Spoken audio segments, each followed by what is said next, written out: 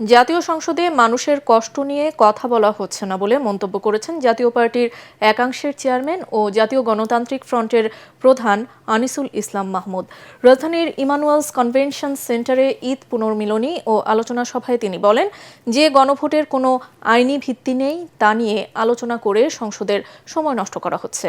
ইউনূস সরকারের অপকর্মগুলো তদন্ত করে শাস্তিমূলক ব্যবস্থা নিতে প্রধানমন্ত্রীর প্রতি আহ্বান জানান জাতীয় পার্টির মহাসচিব ও জাতীয় গণতান্ত্রিক ফ্রন্টের মুখপাত্র রুহুল আমিন হাওলাদার।